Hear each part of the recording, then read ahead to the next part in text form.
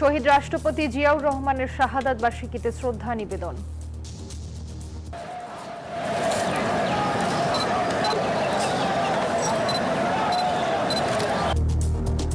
বিভিন্ন স্থানে দোয়া মাহফিল, দুস্থদের মাঝে ঈদ সামগ্রী বিতরণ। আপনাদের যাদের যাদের পক্ষে সম্ভব ব্যক্তিগত উদ্যোগেও চেষ্টা করবেন মানুষের অসহায় মানুষের পাশে দাঁড়ানোর জন্য। এটাই শহীদ জিয়ার শিক্ষা। আজ দিনে আতঙ্ক কাটছে না। হাসপাতালে মিলল বিস্কুট কারখানা, পরিদর্শনে গিয়ে স্বাস্থ্যমন্ত্রীর ক্ষোভ। There are so many garbages there, যেগুলি মানে কি বলবো, যেগুলি একটা হসপিটালে হাজার হাজার ছাত্র ছাত্রী রোগী অ্যাটেন্ডেন্ট থাকে, এটা উচিত হয় না। ঘোষিত সময়ে বর্জ্য না সরানোর অভিযোগ, বদলায়নি চামড়া শিল্পনগরীর ভাগ্য, থামছে না ধলেশ্বরীর কান্না। হজের ফিরতি ফ্লাইট শুরু, ব্যবস্থাপনায় সন্তোষ। প্রথম দিনে দেশে ফিরছেন প্রায় ৫,৫০০ হাজি। ঈদের টানা ছুটিতে বিনোদন কেন্দ্রে ভিড়, সমুদ্র সৈকতে পর্যটকের ঢল, হোটেল মোটেলে বাড়তি চাপ। ট্রাম্পের নিষ্ফলা বৈঠক, চুক্তি আটকে যাওয়ায় যুক্তরাষ্ট্রকে দোষী ইরান, বিশ্বাসঘাতকতার অভিযোগ। স্বাগত নিউজ 24 সংবাদে। দর্শক, পুরো সংবাদে আপনাদের সাথে আছি আমরা দুজন, আমি সোহাগ বক্স এবং আমি জান্নাতুল ফেরদৌস রুবা। দর্শক দেখছিলেন বিআরবি কেবলস সংবাদ শিরোনাম। এবারে পুরো খবর। শহীদ রাষ্ট্রপতি জিয়াউর রহমানের ৪৫তম শাহাদাত বার্ষিকী উপলক্ষে তাঁর সমাধিতে শ্রদ্ধা নিবেদন করেছেন প্রধানমন্ত্রী তারেক রহমান। এ সময় মন্ত্রী পরিষদের সদস্যরাও তাঁর সঙ্গে উপস্থিত ছিলেন। এদিকে দলীয় নেতাকর্মীদেরও ঢল নামে বিএনপির প্রতিষ্ঠাতা শহীদ জিয়াউর রহমানকে শ্রদ্ধা জানাতে। শহীদ রাষ্ট্রপতি জিয়াউর রহমানের প্রতি শ্রদ্ধা জানাতে রাজধানীর শেরে বাংলা নগরে সমাধিস্থলে যান প্রধানমন্ত্রী তারেক রহমান। পুষ্পস্তবক অর্পণ করে কিছুক্ষণ নীরবে দাঁড়িয়ে থাকেন। এরপর দলের নেতাকর্মীদের সাথে নিয়ে বিএনপির চেয়ারম্যান হিসেবে শ্রদ্ধা নিবেদন করেন তারেক রহমান। সেখানে মোনাজাতে অংশ নেন। পরে সমাধি প্রাঙ্গণে অনুষ্ঠিত হয় বিশেষ দোয়া ও মোনাজাত। দলের নেতাকর্মীদের সাথে নিয়ে সেই মোনাজাতে অংশ নেন তারেক রহমান। বিএনপি মহাসচিব মির্জা ফখরুল ইসলাম আলমগীর বলেন, শহীদ জিয়ার আদর্শ ও দর্শন অনুসরণ করেই বর্তমান সরকার দেশ গঠনে কাজ করছে। বারবার জনগণকে সঙ্গে নিয়ে যে আমরা অসাধ্য সাধন করতে পারি সঠিক নেতৃত্বে, সেটা আমাদের কাছে একটা অত্যন্ত জরুরি বিষয়। আজকে আবার তারই যোগ্য উত্তরাধিকারী তারেক রহমান আমাদের প্রধানমন্ত্রী, তার নেতৃত্বে আমরা আবার সেই বিপ্লবী কর্মসূচিগুলো শুরু করি। গণতান্ত্রিক মূল্যবোধ ও জনগণের মতামতের ভিত্তিতেই দেশ পরিচালিত হবে বলে জানান স্বরাষ্ট্রমন্ত্রী সালাউদ্দিন আহমেদ। যতদিন বাংলাদেশ থাকবে ততদিন এই বাংলাদেশটাকে গণতান্ত্রিক ধারায় পরিচালিত করি এবং জনপ্রত্যাশা অনুযায়ী এদেশের উন্নতি সমৃদ্ধি করি। ৪৫তম শাহাদাত বার্ষিকীতে জিয়াউর রহমানের আদর্শ বাস্তবায়ন এবং গণতান্ত্রিক বাংলাদেশ গঠনের প্রত্যয় পুনর্ব্যক্ত করেন বিএনপি নেতারা। মারুফা রহমান, নিউজ 24, ঢাকা। বাংলাদেশের স্বাধীনতার ঘোষক এবং বহুদলীয় গণতন্ত্রের প্রবক্তা ছিলেন শহীদ প্রেসিডেন্ট জিয়াউর রহমান। তার আদর্শে আগামীর বাংলাদেশ গড়ে তোলা হবে বলেছেন প্রধানমন্ত্রী তারেক রহমান। শহীদ জিয়ার শাহাদাত বার্ষিকীতে রাজধানীতে দিনভর দোয়া মাহফিলে অংশ নেন তিনি। দুস্থদের মাঝে বিতরণ করেন ঈদ সামগ্রী। শহীদ রাষ্ট্রপতি জিয়াউর রহমানের ৪৫তম শাহাদাত বার্ষিকীতে সারাদিন ব্যাপী ১৮টি স্থানে দোয়া মাহফিলে অংশ নেন প্রধানমন্ত্রী তারেক রহমান। রুহের মাগফিরাত কামনা করে দোয়া মাহফিলে বিশেষ মুনাজাত করা হয়। এরপর দুস্থদের মাঝে ঈদ সামগ্রী বিতরণ করেন তিনি। নিজ হাতে সরকারে একটা ৩০ আল্লাহর কাছে তারেক ভাই আমরা দান করে দিয়েছি, আমরা খুশি। শাড়ি ও লুঙ্গি দান করেছে, আমরা এটা পেয়ে আল্লাহর রহমতে অনেক অনেক খুশি। তো ওনার হাত থেকে নিছি, ঠিক আছে, এটা আমাদের অনেক বড় পাওনা। সরকারের তো আমরা অনেক কিছু পান, আমরা পাইছি, ভালোই পাইছি। প্রধানমন্ত্রী বলেন, জিয়াউর রহমান ছিলেন বাংলাদেশের স্বাধীনতার ঘোষক এবং বহুদলীয় গণতন্ত্রের প্রবক্তা। তার আদর্শ বুকে ধারণ করেই আগামী বাংলাদেশ গড়ে তোলা হবে। শহীদ জিয়ার রাজনীতি ছিল মানুষের পাশে দাঁড়ানো, মানুষকে সহযোগিতা করা।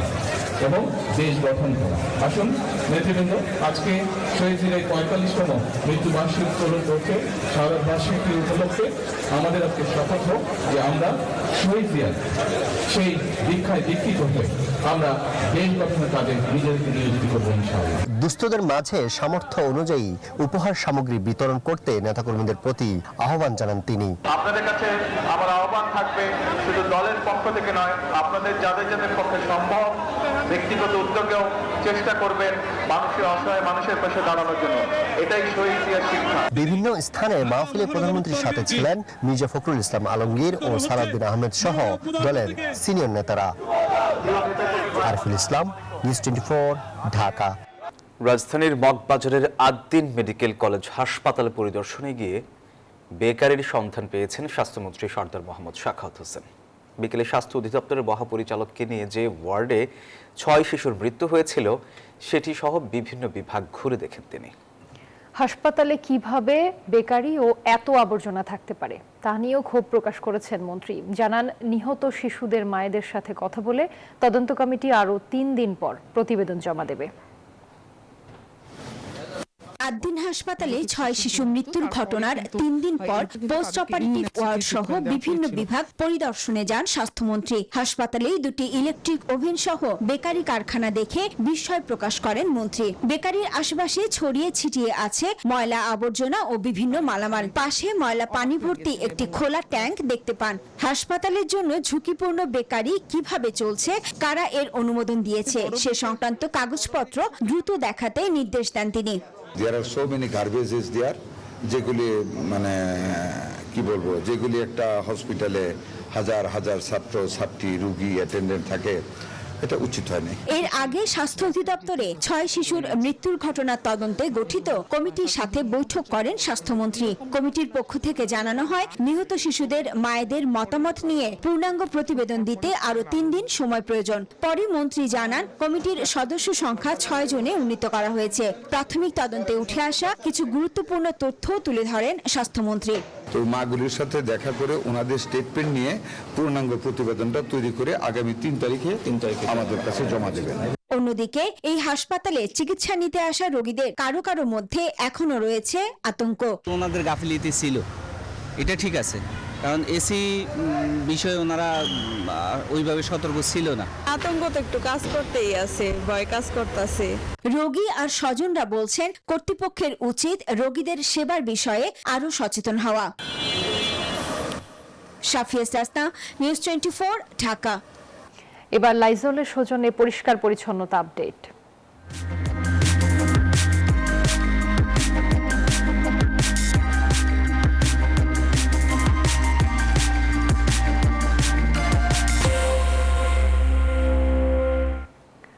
কোরবানির বর্জ্য 8 ঘন্টার মধ্যে সরানোর প্রতিশ্রুতি ছিল ঢাকার 2 সিটি কর্পোরেশনের, আর সরকারের ঘোষণা ছিল সরাতে হবে 12 ঘন্টার মধ্যে।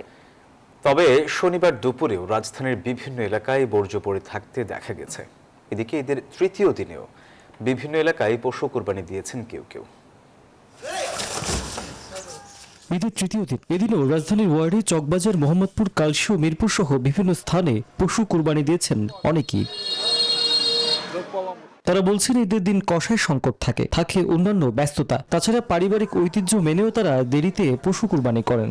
প্রথম দিন এবং দ্বিতীয় দিন কষাই পাওয়া খুব মুসিবত, খুব চাহিদা বেশি থাকে, যার জন্য 3য় দিনে আসা আর কি। কষাদের ডিমান্ড থাকে, একটা গরু 20,000, 30,000, 40,000 নেয়। 3 ভাগ করব, তারপরে নিজেদের 1 ভাগ, প্রতিবেশীদের 1 ভাগ, গরিবদের 1 ভাগ। কোরবানি সম্পন্ন হওয়ার পর বর্জ্য অপসারণ বড় এক কর্মযজ্ঞ। দিনরাত কাজ করে চলেছেন ঢাকার 2 সিটির পরিচ্ছন্নতা কর্মীরা। জুরান রেল লাইন, ব্রিজের নিচে, ফায়ার সার্ভিস, কমিশনার বাড়ির সামনে দত্ত আছে, হচ্ছে না। এবারে বৈরাইনে হালাম মেরদাবাড়ি, বিভিন্ন জায়গায় আমরা কাজ করতেছি, এখন থেকেও কাজ করতে আছি। কাজ চলতেছে, অনুমান চলতেছে, মেয়র মহোদয় যেমন নির্দেশ দিয়েছে আমরা সেভাবে কাজ করতেছি, আরো 2 দিন লাগতে পারে। তবে নির্ধারিত সময়ের পরও ঢাকার বিভিন্ন স্থানে বর্জ্য পড়ে থাকতে দেখা গেছে। শনিবার দুপুর পর্যন্ত চকবাজার, বকশীবাজার, জুরাইন, নারিন্দা, পোস্তগোলা, ফরিদাবাদ থেকে শুরু করে ধানমন্ডির মতো আবাসিক এলাকাতেও চোখে পড়েছে এই চিত্র। কিছু কিছু নীতি আছে, আবার মনে কানে পড়ে আছে। এই 14 নম্বর ওয়ার্ডে এখন অনেক অলিতে গলিতে ময়লা আছে, নিচ্ছে তারা, কিন্তু অনেকটা স্লো। রাতের মধ্যে কোরবানির সব বর্জ্য সরিয়ে নেয়ার প্রতিশ্রুতি দিয়েছিল ঢাকার 2 সিটি কর্পোরেশন। 14 নম্বর ওয়ার্ডে এখন অনেক অলিতে গলিতে ময়লা আছে, নিচ্ছে তারা, কিন্তু অনেকটা স্লো। রাতের মধ্যে কোরবানির সব বর্জ্য সরিয়ে নেয়ার প্রতিশ্রুতি দিয়েছিল ঢাকার 2 সিটি কর্পোরেশন। রাশেদ জায়খান, নিউজ 24, ঢাকা। ঠিকানা বদল হলেও বদলায়নি সাভার চামড়া শিল্পনগরীর ভাগ্য। এখনো খোলা জায়গাতেই ফেলা হচ্ছে বর্জ্য, বিষাক্ত হচ্ছে ধলেশ্বরী নদী। ফলে মিলছে না আন্তর্জাতিক মানদণ্ডের স্বীকৃতি, যার সরাসরি নেতিবাচক প্রভাব পড়ছে কাঁচা চামড়ার বাজারে। আর সংশ্লিষ্টরা বলছেন, বর্জ্য শোধনাগারের সক্ষমতা যাচাইয়ের চূড়ান্ত প্রতিবেদন মিলবে জুলাইয়ে, তারপর নেওয়া হবে পদক্ষেপ। আবি আব্দুল্লাহর প্রতিবেদনে বিস্তারিত। পরিবেশগত কারণ দেখিয়ে 2017 সালে ঢাকার হাজারীবাগ থেকে সাভারে সরিয়ে নেওয়া হয় চামড়া শিল্পনগরী। সিদ্ধান্ত ছিল হবে বর্জ্যের বহুমুখী ব্যবহার, কিন্তু এখনো সেখানে দেখা মেলে ময়লার স্তূপ। খোলা স্থানেই ফেলা হচ্ছে ট্যানারির টন টন কঠিন বর্জ্য। ফলাফল দুর্গন্ধে ভারী চারপাশ, রাসায়নিক মেশানো চামড়ার পচা গন্ধে নাকাল স্থানীয়রা। ময়লার ভাগার তীব্র সংকট, যার খেসারত দিচ্ছে ধলেশ্বরী নদী। গন্ধটা তো টাটকা গন্ধ না, রক্তের পুরো এলাকা ছড়ায় যায়। অনেকে আছে আপনি বৃদ্ধ মানুষ, ছোট মানুষ, ওরা আর কি এদিকে আসতে পারে না, স্বাভাবিকভাবে চলাফেরা করতে পারে না। গন্ধের কারণে অনেকের আর কি শ্বাস প্রশ্বাসের সমস্যা হয়। ট্যানারির আবর্জনা, ময়লা সম্পূর্ণ কিছু আমাদের এই সাইটে ফেলানো হয়। আর এই এলাকায় যেসব লোক বসবাস করে তাদের অতিরিক্ত সমস্যা। পরিবেশ রক্ষার দোহাই দিয়ে 2017 সালে রাজধানীর হাজারীবাগ থেকে সাভারে স্থানান্তর করা হয়েছিল চামড়া শিল্পনগরী। বদলেছে সময়, কিন্তু বদলায়নি ভাগ্য। এখনও ট্যানারির রাসায়নিক বর্জ্যে বিষাক্ত হচ্ছে ধলেশ্বরী নদী, যার খেসারত হিসেবে মিলছে না আন্তর্জাতিক LWG সনদ। নদী দূষণের পাশাপাশি সার্বিক দশার সরাসরি প্রভাব পড়ছে কাঁচা চামড়ার বাজারেও। অর্থনৈতিক মন্দা এবং বিদেশেও আমাদের কোনো বায়ার নাই, বিদেশে কোনো চামড়া বিক্রি করতে পারি না। তা আমরা যে কটা চামড়া প্রসেস করি এগুলা বাংলাদেশে লোকাল মার্কেটে বিক্রি করি। চামড়ার দাম কমেছে, ঠিক আছে, মূল কারণ হলো আমাদের ফরেন বায়ার কম। সংশ্লিষ্টরা বলছেন, বর্জ্য শোধনাগারের সক্ষমতা যাচাইয়ের কাজ চলছে। জুলাইয়ে প্রতিবেদন পাওয়ার পর নেওয়া হবে পদক্ষেপ। গত 1 বছর ধরে একটা ইউরোপিয়ান ইউনিয়নের অর্থায়নে ইন্টারকমিটি নামক একটা প্রতিষ্ঠান সিটিকে অ্যাসেসমেন্ট করছেন। একটা স্টেক হোল্ডার মিটিং হয়েছে। রিকমেন্ডেড ডিজাইন অনুযায়ী জুনের পর থেকেই এই সিটিপি সংস্কার করা হবে। সঠিক মানদণ্ড নিশ্চিত করা গেলে দেশের চামড়া খাত থেকে বছরে 10 থেকে 12 বিলিয়ন ডলার রপ্তানি সম্ভব, বলছে সরকার। আবি আব্দুল্লাহ, নিউজ 24, ঢাকা। শুরু হলো হজের ফিরতি ফ্লাইট।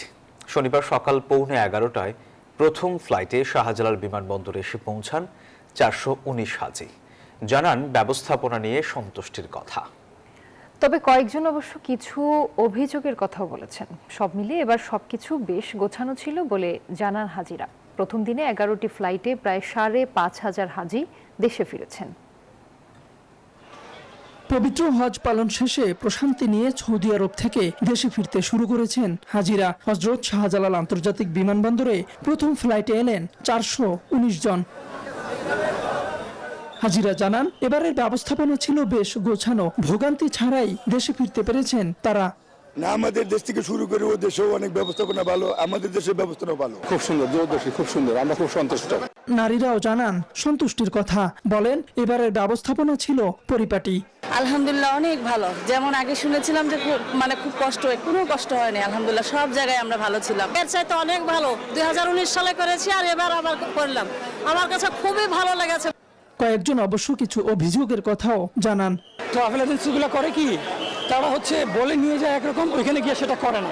টাকার পরিমাণ যেটা আছে সবাই তো বোঝেন অবস্থাটা কি, একটু কম, এর থেকে আরেকটু কমাই দিলে খুব ভালো হতো। এবার বাংলাদেশ থেকে হজ করতে যান ৭৬,০০০-এর বেশি হাজি।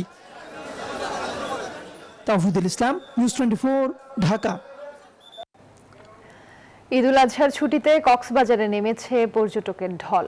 সমুদ্র সৈকত সহ হিমছড়ি, পাটুয়া টেক ও অন্যান্য পর্যটন কেন্দ্রগুলোতে দেখা গেছে ব্যাপক জনসমাগম। আর নিরাপত্তায় টুরিস্ট পুলিশ ও লাইফগার্ডরা দায়িত্ব পালন করছেন। ভালো বুকিং পেয়ে সন্তুষ্ট হোটেল মোটেলের ব্যবসায়ীরা।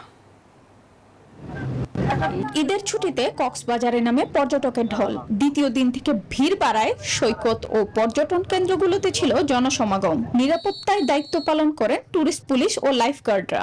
হোটেল মোটেল ব্যবসায়ীরাও ভালো বুকিং পেয়ে সন্তুষ্ট। ঈদের ছুটিতে পরিবার পরিজন নিয়ে আসতে ভালোই লাগে, অনেক আনন্দিত আমরা এখানে এসে আর কি। কক্সবাজার বরাবরের মতো আমাদের কাছে রোমাঞ্চকর, মনোমুগ্ধকর। লাইফগার্ড ওয়াচ টাওয়ার থেকে আমরা সার্বক্ষণিক নজরে রাখতেছি। খাগড়াছড়ির বিভিন্ন পর্যটন কেন্দ্রেও ছিল উপচে পড়া ভিড়। আলুটিলা, রিছাং ঝর্ণা, সাজেক ভ্যালি সহ বিভিন্ন স্থানে পর্যটকদের উপস্থিতিতে খুশি পর্যটন সংশ্লিষ্টরা। সবুজ পাহাড়ের সৌন্দর্যে মুগ্ধ দর্শনার্থীরা। প্রথমবার এখানে আসছি, বেশি কিছু ঘুরতে পারিনি, বাট পরে সব ঘুরে দেখবো। বেশ ভালোই লাগলো। কালকে রাতে আসছি যদিও, আজকে আসার সময় মোটামুটি পাহাড়ি যে রাস্তাটা খুব সুন্দর লেগেছে। মনোরম পরিবেশ, অনেক সুন্দর প্রকৃতি। জেলার বিভিন্ন পর্যটন কেন্দ্রে নিয়মিত টহল অব্যাহত রয়েছে বলেও জানান এই পুলিশ সদস্য। নিয়মিত স্থায়ী নিরাপত্তা থাকবে, আর দ্বিতীয় হচ্ছে পেট্রোল টিম থাকবে। কুয়াকাটায় ঈদের তৃতীয় দিনেও পর্যটকদের ভিড় দেখা যায়। সূর্যোদয় ও সূর্যাস্ত একসঙ্গে দেখার অনন্য সৌন্দর্যে মুগ্ধ দর্শনার্থীরা। তবে ভ্রমণ খরচ বাড়ায় গত বছরের তুলনায় এবার পর্যটক কিছুটা কম। নিরাপত্তা ও ব্যবস্থাপনা ভালো থাকায় পর্যটকেরা স্বাচ্ছন্দ্য উপভোগ করেন সৈকত সান্নিধ্য। এই দিকটায় খুবই ভালো লাগে। তাছাড়া খাবার বলেন বা থেকে হোটেলের ভাড়া বলেন তুলনামূলকভাবে কক্সবাজার থেকে অনেক কম। পর্যটকদের নিরাপত্তায় নিয়মিত টহল চলছে। সংশ্লিষ্টরা আশা করছেন ছুটির বাকি দিনগুলোতে পর্যটকদের সংখ্যা আরো বাড়বে। Desk report, news 24। দর্শক, ঈদের তৃতীয় দিনে রাজধানীর বিভিন্ন স্থানে ঘুরতে বেরিয়েছে মানুষ। হাতিরঝিলে আছেন আমাদের সহকর্মী মাইদুল ইসলাম হিমেল, সরাসরি যুক্ত হচ্ছে তার সাথে। হিমেল, ঈদের তৃতীয় দিনে নগরবাসীর ঘোরাঘুরির চিত্র কেমন দেখছেন? বিনোদন কেন্দ্রগুলো কতটা পরিপূর্ণ জানাবেন। রোবা, ধন্যবাদ আপনাকে। আমি এই মুহূর্তে রয়েছি রাজধানীর হাতিরঝিলে এবং আমার চারপাশে কিন্তু আসলে দর্শনার্থীরা বিভিন্ন জায়গা থেকে ঘুরতে এসেছেন এবং পাশের যে চিত্রটি আমি যদি দেখাই যে বিভিন্ন জায়গা থেকে পরিবার পরিজন বন্ধু বান্ধবের সাথে কিন্তু দর্শনার্থীরা হাতিরঝিলে ঘুরতে এসেছেন এবং তাদের কাছে কিন্তু অবকাশ যাপনের জন্য এই জায়গাটিকে কিন্তু তারা পছন্দের শীর্ষে রেখেছেন, যে কারণে তারা এখানে ঘোরাঘুরি করতেছেন। আমরা এই মুহূর্তে কথা বলছি একজন দর্শনার্থীর সাথে। জি, আপনি কোথা থেকে এসেছেন এবং কেমন লাগছে আপনার? আমি পুরান ঢাকা বংশাল থেকে আসছি। আমার কাছে খুবই ভালো লাগতেছে, কারণ আমরা তো খুব বন্দিবিতে থাকি। এই দুটা ঈদ পাই, দুটা ঈদের মধ্যে একটু ঘোরাঘুরি করি, খুবই ভালো লাগতেছে। ধন্যবাদ আপনাকে। জি, যেমনটি দেখছিলেন যে আমরা একজন দর্শনার্থীর সাথে কথা বলছিলাম এবং ঈদের ছুটি যেহেতু শেষের দিকে, তাই কিন্তু দর্শনার্থীরা এসব জায়গায় আসছেন এবং তারা তাদের বিনোদনের সময়টুকুকে কিন্তু উপভোগ করছেন পরিবার পরিজন বন্ধু বান্ধবের সাথে। এবং এই জায়গাটিতে কিন্তু অনেক বিনোদনের ব্যবস্থা রয়েছে এবং অনেক রেস্তোরাঁ রয়েছে এবং শিশুরাও কিন্তু এর অংশ হয়েছে এবং অনেক খেলাধুলার জায়গা রয়েছে এবং পানির ফোয়ারার ব্যবস্থাও রয়েছে, যেটি আসলে দর্শনার্থীদেরকে অনেকটা আকর্ষণ করে এই রাজধানীর হাতিরঝিল। এবং শুধু রাজধানীর ভেতর থেকে নয়, রাজধানীর আশেপাশের অনেক জায়গা থেকেও কিন্তু এই হাতিরঝিলে অনেক দর্শনার্থী ঘুরতে এসেছে। তো এই ছিল আমার কাছে মোটামুটি রাজধানীর হাতিরঝিল থেকে সবশেষ সংবাদ। রুবা। জি হিমেল, আপনাকে ধন্যবাদ। দর্শক, এদিকে বিনোদন কেন্দ্রেও ভিড় করছে নগরবাসী। রাজধানীর টকি ফার্ম ওয়ার্ল্ড থেকে এই মুহূর্তে সরাসরি যুক্ত হচ্ছেন আমাদের সহকর্মী সাদমান রাফিদ। রাফিদ, ঈদের তৃতীয় দিনে টকি ফার্ম ওয়ার্ল্ডে কেমন ভিড় দেখছেন, আগতরা কি বলছেন জানাবেন আমাদের। সোহাগ, আসলে যেমনটি বলছিলেন আজ ঈদের তৃতীয় দিন, আর এই তৃতীয় দিনকে ঘিরে কিন্তু এই টকি ফার্ম ওয়ার্ল্ড কিন্তু আসলে জাঁকজমকপূর্ণভাবে আসলে মেতে উঠেছে। এই মুহূর্তে আমরা রয়েছে আসলে কিডস জোনে এবং যেমনটি দেখতে পাচ্ছেন আসলে শিশুরা কিন্তু বিভিন্ন ধরনের গেমস খেলছে, যেগুলো আসলে ডিজিটাল গেমস, এবং পাশাপাশি তাদের অভিভাবকদেরকেও আমরা দেখতে পাচ্ছি তারা কিন্তু আসলে তাদেরকে উৎসাহ দিচ্ছে। আমরা এখানে এসে দেখেছি আসলে যে শিশুদের জন্য বিভিন্ন ধরনের আয়োজন রাখা হয়েছে, যার ভিতরে ডিজিটাল গেমস থেকে শুরু করে বিভিন্ন ধরনের ফিজিক্যাল অ্যাক্টিভিটিও রয়েছে। এবং আমরা অভিভাবকদের সাথে কথা বলেছিলাম, তারা কিন্তু আমাদেরকে বলছে যে আসলে শিশুদের মনস্তাত্ত্বিক বিকাশের জন্য এইরকম টকি ফান ওয়ার্ল্ডের মতো আসলে পারফেক্ট জায়গা হয় না। এছাড়া আমরা আসলে এখানে নানান বয়সী মানুষের জন্য বিভিন্ন রকমের রাইড দেখেছি, যে কারণে আসলে দর্শনার্থীরা এখানে এসে ভিড় করছেন, যেগুলোর মধ্যে ভার্চুয়াল রিয়েলিটি সম্পন্ন বিভিন্ন ধরনের গেমসও আমরা দেখেছি। তো এই ছিল রাজধানীর বসুন্ধরা সিটি শপিং কমপ্লেক্সের টকি ফান ওয়ার্ল্ড থেকে আমার কাছে সবশেষ তথ্য। ফিরে যাচ্ছি স্টুডিওতে। সোহাগ। রাফিদ, আপনাকে ধন্যবাদ। এবার জানাবো আন্তর্জাতিক সংবাদ। ইরান ইস্যুতে কোনো সিদ্ধান্ত ছাড়াই উচ্চ পর্যায়ের বৈঠক শেষ করলেন মার্কিন প্রেসিডেন্ট ডোনাল্ড ট্রাম্প। শুক্রবার হোয়াইট হাউসের সিচুয়েশন রুমে এই বৈঠক করেন তিনি। এদিকে যুদ্ধবিরতির মেয়াদ না বাড়ানো এবং এখনও কোনো চুক্তি না হওয়ার জন্য যুক্তরাষ্ট্রকে দায়ী করছে ইরান। তেহরানের অভিযোগ, নৌ অবরোধ অব্যাহত রেখে কূটনীতির সঙ্গে বিশ্বাসঘাতকতা করছে ওয়াশিংটন। যুদ্ধবিরতি ও নতুন চুক্তির আলোচনা চললেও দুই দেশের দূরত্ব এখনো স্পষ্ট। যুক্তরাষ্ট্রের কঠোর শর্ত আর তেহরানের পাল্টা দাবিতে সম্ভাব্য সমঝোতা ঝুলে আছে অনিশ্চয়তায়। হোয়াইট হাউসে 2 ঘন্টার উচ্চ পর্যায়ের বৈঠকেও আসেনি চূড়ান্ত সিদ্ধান্ত। উল্টো হরমুজ প্রণালী পুনরায় চালু, জলপথ থেকে মাইন অপসারণ, ইউরেনিয়াম সমৃদ্ধকরণ সীমিত করা এবং পারমাণবিক অস্ত্র তৈরি না করার নিশ্চয়তার মতো একগুচ্ছ শর্ত দিয়েছে ট্রাম্প প্রশাসন। এসব শর্ত সরাসরি প্রত্যাখ্যান করেছে তেহরান। ইরানের সর্বোচ্চ নেতার উপদেষ্টা মোহসেন রেজাই অভিযোগ করেছেন, নৌ অবরোধ বজায় রেখে অতিরিক্ত শর্ত চাপিয়ে কূটনীতির পথ বাধাগ্রস্ত করছে ওয়াশিংটন। এটিকে বিশ্বাসঘাতকতার শামিলও বলছে তেহরান। এমনকি আগে জব্দ করা $12 বিলিয়ন তহবিল ছাড়ের দাবিও জানিয়েছে ইরান। তেহরান বলছে, আস্থা পুনর্গঠন ছাড়া কোনো সমঝোতা সম্ভব নয়। এদিকে মার্কিন প্রতিরক্ষামন্ত্রী পিট হেগসেথ বলেছেন, ডোনাল্ড ট্রাম্প ইরানের সঙ্গে এমন একটি চুক্তি চান যা কার্যকর ও দীর্ঘস্থায়ী হবে। এই ইস্যুতে মার্কিন প্রেসিডেন্ট সর্বোচ্চ ধৈর্য প্রদর্শন করছেন বলেও দাবি করেন তিনি। আসমাতুলি, নিউজ 24। দর্শকের এই ছিল নিউজ 24 সংবাদের এখনকার আয়োজনে। এতক্ষণ সাথে থাকার জন্য ধন্যবাদ।